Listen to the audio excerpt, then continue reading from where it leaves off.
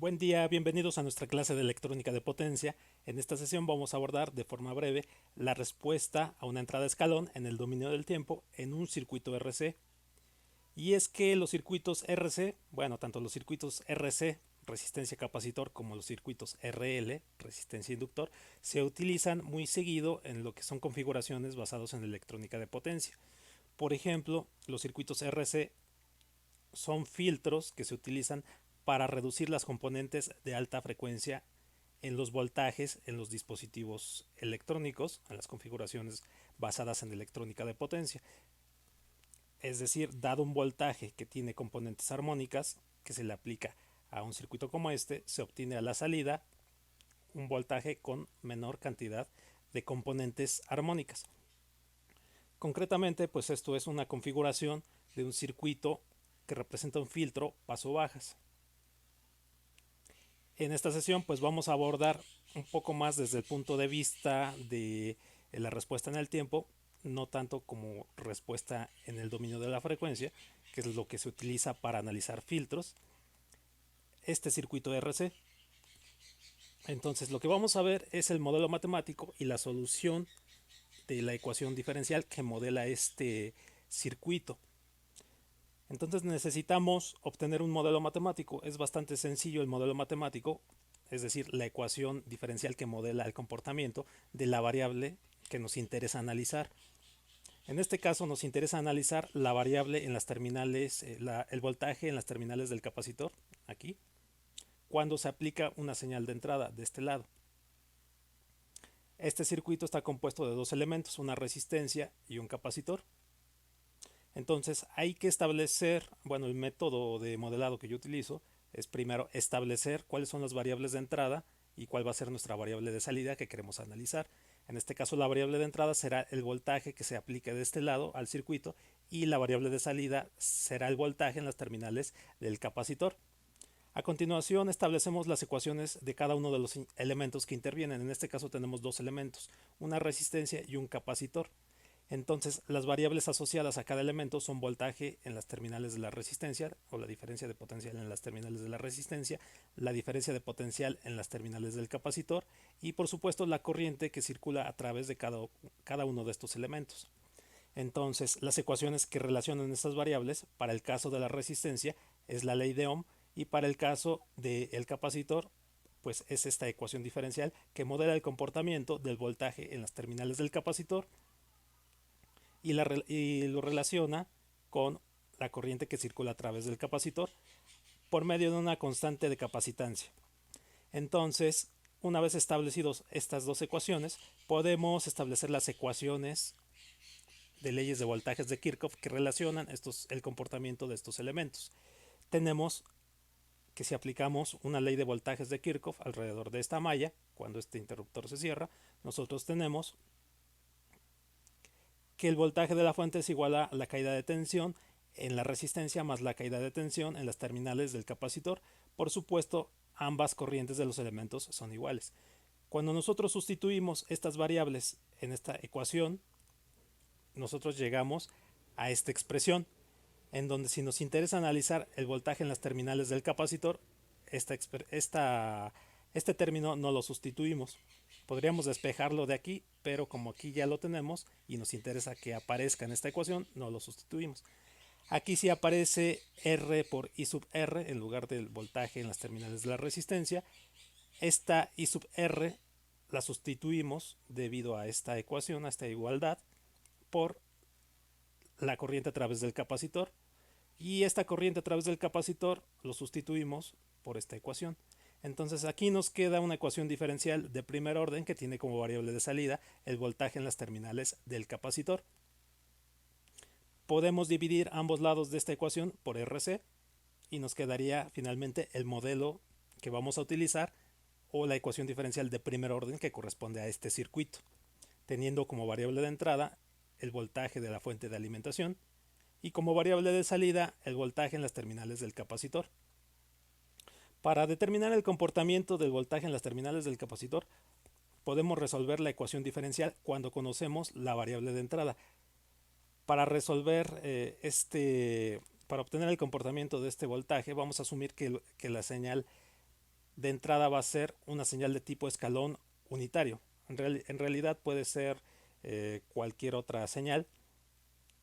Por facilidad, nada más para ver una primera expresión de solución de esta ecuación diferencial, vamos a asumir que la señal de entrada es simplemente la unidad, una entrada escalón unitario. Entonces, si sustituimos esa variable de entrada en la ecuación diferencial de la diapositiva anterior, pues aquí en el extremo derecho de esa ecuación nos va a quedar simplemente 1 entre RC. Aquí la señal de entrada se volvió 1 y vamos a resolver esa ecuación para esta señal de entrada. Podemos aplicar cualquiera de los métodos que vemos en ecuaciones diferenciales. En este caso voy a aplicar el método de la transformada de Laplace, es decir, voy a transformar esta ecuación, voy a llevarlo al dominio de la frecuencia para separar términos en términos que son antitransformables y de los cuales podemos despejar esta variable de salida y regresar al dominio del tiempo ya con la variable de salida despejada, lo cual va a representar la solución de esta ecuación diferencial y también el comportamiento de esta variable b sub c. Entonces procedemos y aplicamos la transformada de Laplace en ambos lados de esta ecuación diferencial. Nos queda esta expresión. Aquí vemos que aparece una condición inicial que es el voltaje cuando el tiempo es igual con 0 o cuando empezamos a contar el tiempo cuando conectamos la fuente de alimentación.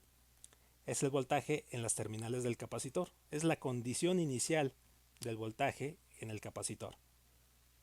Y esta condición inicial aparece cuando transformamos la derivada respecto al tiempo de el voltaje en las terminales del capacitor. Entonces transformar este término hace que aparezcan estos dos términos. Aquí, como esta es una constante, aparece asociado 1 entre S en la transformada. Posteriormente, agrupamos los términos comunes que corresponden a la salida. Por ejemplo, de este lado despejamos del lado derecho la condición inicial y nos quedaría esta expresión que si despejamos la variable de salida nos quedaría de esta forma. De esta expresión únicamente estoy separando estas dos fracciones de esta forma. Aquí estoy considerando solamente este término. Muchas veces se considera la condición inicial 0, igual a 0, para simplificar la expresión final. Podríamos llevarnos esta expresión, pero para hacer la expansión de fracciones parciales vamos a utilizar solamente este término. Nos quedaría entonces que vamos a aplicar o vamos a obtener nuestra solución por medio de expandir en fracciones parciales este término. Vamos a olvidarnos por ahora de este término. Entonces aquí tendríamos, aplicando expansión en fracciones parciales, una estructura como esta, donde aquí hay que determinar las constantes A y la constante B, la constante A y constante B. Cuando tenemos una representación de esta forma, esta sería la forma de la expansión de fracciones parciales, separando el término S en el primer denominador y el término S más 1 entre RC en el segundo denominador. Si nosotros resolvemos esta fracción, nos quedaría esta expresión. Como esta expresión debe de ser igual a la expresión de la cual nosotros queremos obtener las fracciones parciales, pues vemos que tienen el mismo denominador. Entonces los numeradores deben ser iguales. Podemos hacer la igualdad entre numeradores, que nos quedaría de esta forma. Aquí nos interesa obtener el valor de A y el valor de B para sustituir en estas expresiones. Entonces para eso podemos probar diferentes valores de S. Lo más lógico es probar los valores de S que anulan términos. En este caso, si probamos S igual con 0 en esta expresión, simplemente nos queda esta expresión y de donde podemos despejar fácilmente el término A, que nos va a quedar como A igual con 1. Si en esta misma expresión ahora proponemos S igual a menos 1 entre RC, se anula toda esta parte y nos queda simplemente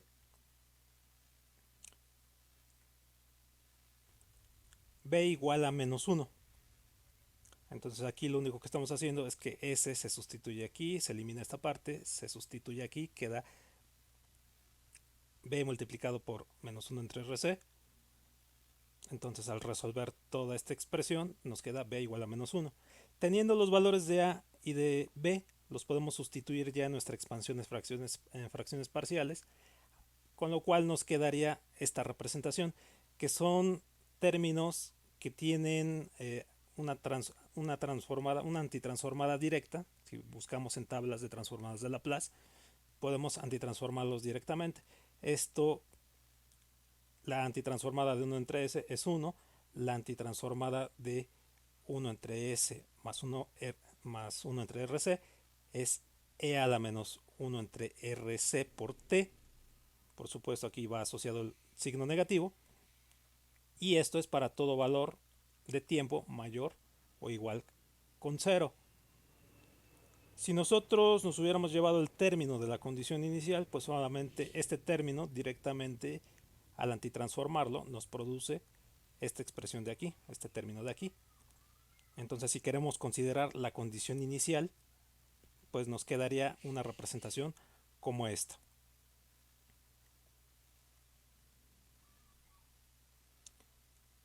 Ahora bien, hay parámetros que están asociados a los sistemas de primer orden y que aparecen continuamente cuando se habla de circuitos basados en electrónica de potencia, tal como es la constante de tiempo. La constante de tiempo se define como el tiempo necesario para pasar desde un valor, desde una condición inicial en la variable de salida hasta el 63% del valor final de esa señal de salida. Voy a aprovechar esta figura que tengo de este lado. Vamos a considerar que esta gráfica corresponde a la evolución de un sistema, de la señal de salida de un sistema cuando se le aplica una señal de entrada, por ejemplo una entrada escalón. Entonces tenemos que la señal empieza a evolucionar desde una condición inicial y tiende a estabilizarse, tiende a un valor en estado permanente constante. Este sería el valor final, en este caso 1. Este sería el valor inicial, que en este caso es 0. Entonces el tiempo que tarda esta señal en pasar desde 0 al 63% del valor final, en este caso 0.63, será el valor de la constante de tiempo. Entonces así se define la constante de tiempo. Para el caso particular de un circuito RC, la constante de tiempo se puede obtener cuando nosotros tenemos en la solución de este circuito, la que corresponde a este circuito que vimos en la diapositiva anterior, cuando esta exponencial se vuelve, cuando la parte del exponente de esta exponencial se vuelve menos 1. El tiempo en el que esta componente se vuelve menos 1 es precisamente RC, cuando t vale RC. Entonces cuando t vale RC, toda esta exponencial vale e a la menos 1. Entonces eso vale aproximadamente 0.37. Entonces simplificar esta expresión nos da un valor aproximado de 0.63. Entonces la constante de tiempo en un circuito RC muchas veces está expresada como tau, es el valor de la resistencia multiplicada por el capacitor. Y es que la constante de tiempo nos da un parámetro, es un parámetro que nos permite determinar qué tan rápido responde un sistema cuando se le aplica una entrada, qué tan rápido pasa la respuesta de un sistema de su condición inicial a su valor final. Hay un parámetro que se ve mucho en análisis de sistemas dinámicos, que es el tiempo de asentamiento. El tiempo de asentamiento es el tiempo que tarda la respuesta de un sistema en pasar desde su valor inicial a un 98% de su valor final. Este valor está asociado a la constante de tiempo y es aproximadamente 4 veces la constante de tiempo. Entonces, sobre todo aquí me interesa mucho el parámetro de la constante de tiempo y comprender qué es lo que cuantifica este parámetro, porque va a estar apareciendo mucho en diferentes configuraciones, en diferentes expresiones que determinan el comportamiento de los dispositivos, de las configuraciones de convertidores electrónicos de potencia. Como ejemplo, un ejemplo muy sencillo, tenemos aquí, considere un circuito RC con esta estructura, por supuesto. Considere un circuito RC con valores de resistencia igual a 10 ohms y con valor de capacitor de 15.6 microfaradios. Obtenga la constante de tiempo y el tiempo de asentamiento. Entonces la constante de tiempo, pues ya no necesitamos resolver la ecuación diferencial. Simplemente, ya que sabemos que la constante de tiempo se obtiene como la multiplicación de la resistencia por el capacitor y tenemos el valor de R y de C, pues simplemente hacemos la operación y vemos que la constante de tiempo es de 1.56 milisegundos. El tiempo de asentamiento será aproximadamente 4 veces la constante de tiempo, es decir, 0.62 milisegundos. Ahora, en un inciso B, si nosotros aplicamos un voltaje de entrada de 1 volt y el voltaje del capacitor es 0 cuando se aplica la señal de entrada, es decir, la condición inicial del voltaje en el capacitor es 0, hay que obtener la gráfica que define el comportamiento del voltaje en las terminales del capacitor. Entonces, para esto podemos valernos de la solución de la ecuación diferencial que ya obtuvimos, ir dándole valores a t desde 0 hasta el valor que nosotros queramos graficar, ir obteniendo los valores de el voltaje en las terminales del capacitor e ir graficando punto a punto. Podemos hacer esto con un programa computacional que tengamos disponible y lo que obtendríamos sería esta gráfica. Otra opción es que directamente utilicemos métodos numéricos y que en la ecuación diferencial que obtuvimos aquí nosotros vayamos integrando por métodos numéricos con algún método de integración numérico y al final guardemos esos datos y los grafiquemos. Yo aquí realicé esa gráfica en MATLAB. Entonces con esos parámetros vemos el comportamiento que tiene el voltaje en las terminales del capacitor en un circuito RC cuando aplicamos una señal de entrada de 1 voltio. Vemos cómo evoluciona el voltaje en las terminales del capacitor y aquí podemos identificar que el valor final de la señal del voltaje llega a 1 voltio. Entonces el 63% de 1 volt es 0.63 voltios y ese valor ocurre cuando el tiempo es aproximadamente R por C, el valor que habíamos obtenido aquí arriba, que era de 1.56 milisegundos. Entonces aquí se cumple ese valor, de acuerdo a lo que calculamos en la constante de tiempo.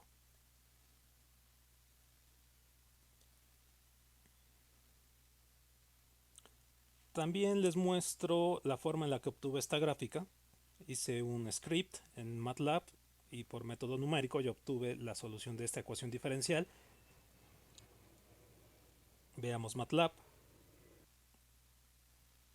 Aquí está el script que hice para realizar esa gráfica, la gráfica de la respuesta en un circuito RC. Empezamos borrando variables, cerrando ventanas, limpiando pantalla, definiendo el valor de la resistencia, definiendo el valor de la capacitancia Este término e-6 representa por 10 a la menos 6. Entonces tenemos 15.6 por 10 a la menos 6, lo que representa nuestra constante de capacitancia.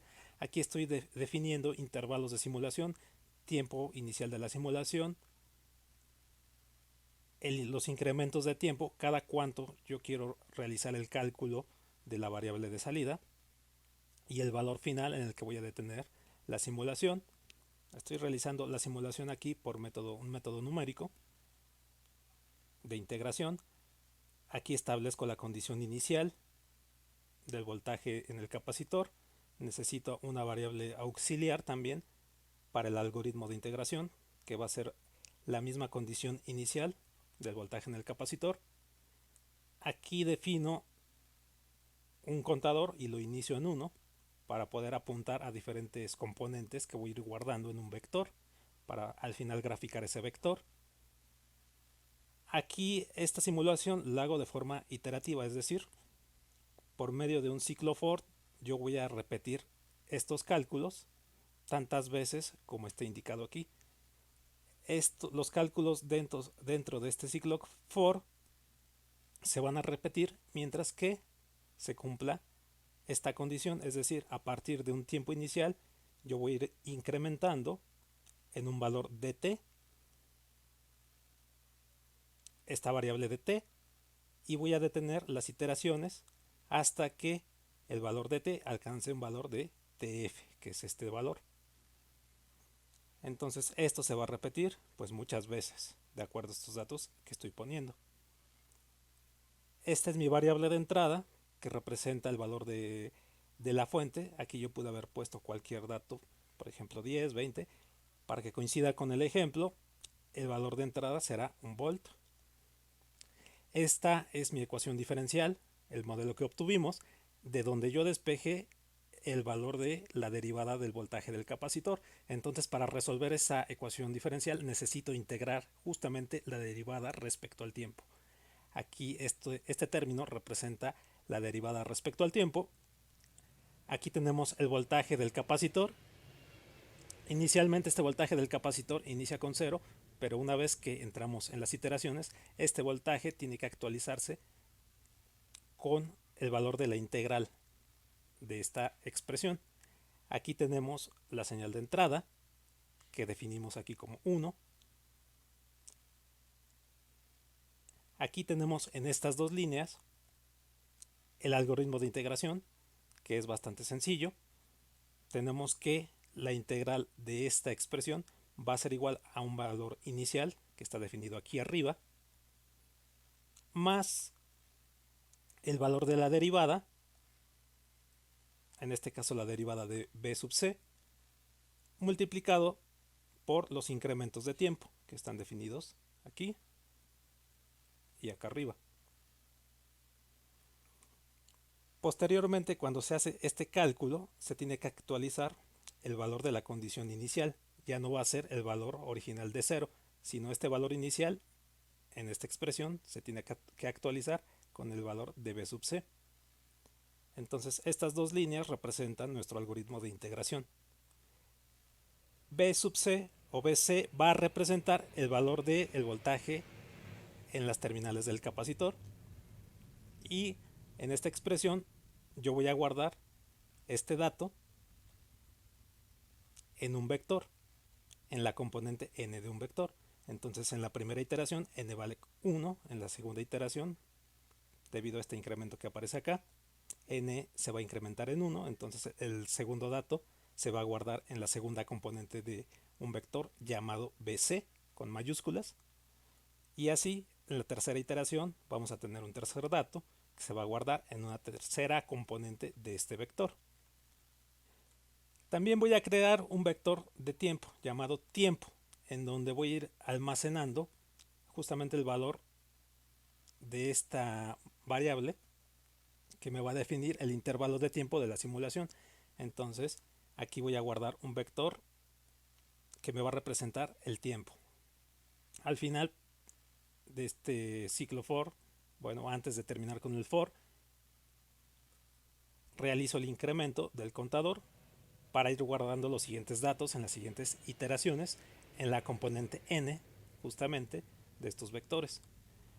Fuera del for, ya que tengo estos dos vectores generados, pues simplemente los grafico con la función plot, gráfico tiempo contra el vector b sub c, son vectores, este es un vector, este es otro vector, asigno el ancho de línea, que sea un ancho 2, le pongo título